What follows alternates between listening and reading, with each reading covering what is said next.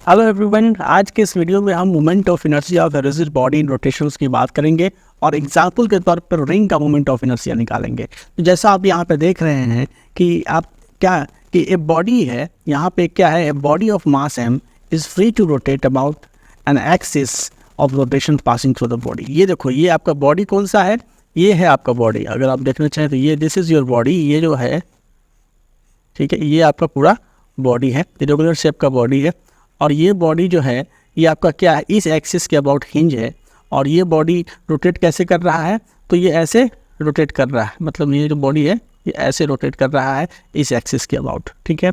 So this is here we have a body of mass m which is free to rotate about an axis of rotation passing through the body। ये जो axis है, this is the axis of rotation which passing through the body है, ठीक है। इसके about ये rotate करता है, ठीक है। अब हम लोगों ने ऑलरेडी पढ़ रखा है, we have already discussed that when the body is in rotational motion, जब भी कोई बॉडी रोटेशनल मोशन में होती है किसी एक्सिस के अबाउट, तो उसका जो डिफरेंट पार्टिकल्स होता है are in the circular motion of different radii. उसके जितने भी पार्टिकल्स है, जैसे मान लो कि यहाँ कोई पार्टिकल्स है, या यहाँ कोई पार्टिकल्स है, यहाँ कोई पार्टिकल्स है, या इधर कोई पार्टिकल्स है, हर पार्टिकल क्या होगा, एक सर्कुलर पाथ को फॉलो करेगा, एक सर्कुलर मोशंस में होगा, ठीक है, डिफरेंट रेडियाई के सर्किल का। और जितने भी सर्कुलर प्लेन होंगे वो इस एक्सिस, इस रोटेशनल एक्सिस के परपेंडिकुलर होगा, ठीक है। ये रिजिड बॉडी का जो है सो हम लोगों ने बेसिक कंसेप्ट में पढ़ा है। अब इस रिजिड बॉडी में हमें कंसीडर करते हैं an element of mass dm, ठीक है। Consider an element of mass dm, ठीक है, at a distance x, at a distance x from axis of rotation, ठीक है, axis of rotation एक्सिस से x डिस्टेंस की दूरी पर हम लोग एक एलिमेंटल मास कंसीडर करते हैं। यहाँ पे हमारा जो एलिमेंटल मास है, this is the point dm, ठीक है। अब जब ये पूरा का पूरा बॉडी रोटेट करेगा एक्सिस के अबाउट, तो ये एलिमेंटल मास भी रोटेट करेगा इस ई एक्सिस के about in a circle of radius x radius के सर्किल में ये मतलब एलिमेंटल मास रोटेट करेगा, क्योंकि ये मास एक्सिस से एक्स दूरी पे है। अगर हमने कोई ऐसा एलिमेंट लिया रहता जो एक्सिस से पर्टिकुलर वाई डिस्टेंस की दूरी पे होता, तो जब वो पूरा का पूरा रिजिड बॉडी उस एक्सिस के अबाउट रोटेट करता, तो वो जो एलिमेंटल मास है जो एक्सिस से वाई डिस्टेंस की दूरी पे है, वो भी आपको वाई रेडियस के सर्किल में रोटेट करता। तो उस रोटेशन की वजह से जो इसका मोमेंट ऑफ इनर्शिया जो इस स्मॉल एलिमेंट का होगा di, ठीक है, the moment of inertia of this small element dm is defined as di क्या है, तो moment of inertia, moment of inertia of small element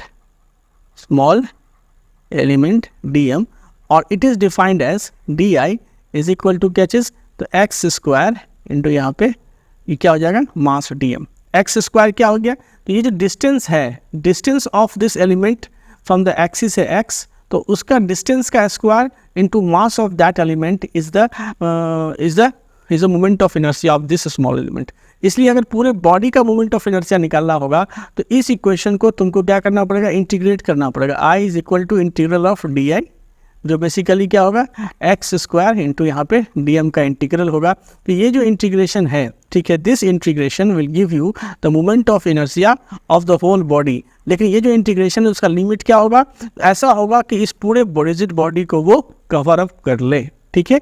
तो हम निकाल सकते हैं मोमेंट ऑफ इनर्शिया किसी कॉन्टिन्यूअस रिजिड बॉडी का। अब चलते हैं हम लोग एक रिंग का एग्जाम्पल लेते हैं। ये जो रिंग है, ठीक है, you can see here this is a ring which we are considering है। ये हमारा क्या रिंग है। अब ये जो रिंग है वो मटेरियल का बना हुआ है, ठीक है, दिस इज अ रिंग, ठीक है। और इस रिंग का जो रेडियस है, आप देख रहे हैं एक्सिस, जिस एक्सिस के अबाउट ये अब रिंग रोटेट कर रहा है, उस एक्सिस से इसका जो रेडियस है वो कितना है, r रेडियस का रिंग है ये, ठीक है। And this is the axis of rotation. क्या है ये, एक्सिस ऑफ रोटेशन है। तो इस रिंग में अगर हम एक स्मॉल एलिमेंट ले, जैसे मैंने यहाँ पर ले रखा है कि dm is the small element of this ring, ठीक है, और dm जो है वो एक्सिस से r दूरी पे है, तो इस स्मॉल एलिमेंट की वजह से जो मोमेंट ऑफ इनर्शिया होगा di, इसको मैं कहीं ना कहीं लिख सकता हूँ r स्क्वायर, जो डिस्टेंस है एक्सिस से दूरी जो r है उसका स्क्वायर, और into mass of this element dm। अगर आप देखें तो कोई भी एलिमेंट अगर हम लेते हैं, जैसे सपोज करिए मैं यहाँ पे एक एलिमेंट लेता हूँ, इस पॉइंट पे एक एलिमेंट इस पॉइंट पे मैं एक एलिमेंट लेता हूँ यहाँ पे, और ये जो एलिमेंट है ये भी एलिमेंट एक्सिस से कितनी दूरी पे होगा, एक्सिस से r ही डिस्टेंस पे होगा। तो सारा एलिमेंट जो भी इस रिंग के अंदर है वो सारा एलिमेंट एक्सिस से क्या होगा, तो r डिस्टेंस की दूरी पे ही होगा।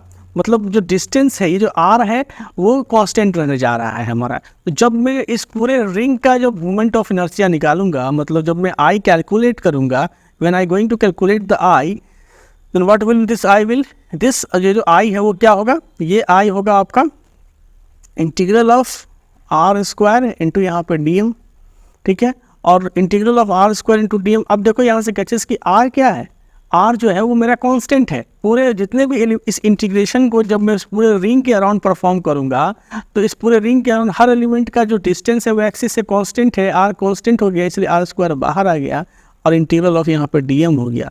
और डी एम क्या है, इंटीग्रल डी एम क्या है, तो ये तो टोटल मास ऑफ ये जो सेक्शन हुआ, integral d m is the total mass of the ring, ठीक है, टोटल मास ऑफ रिंग।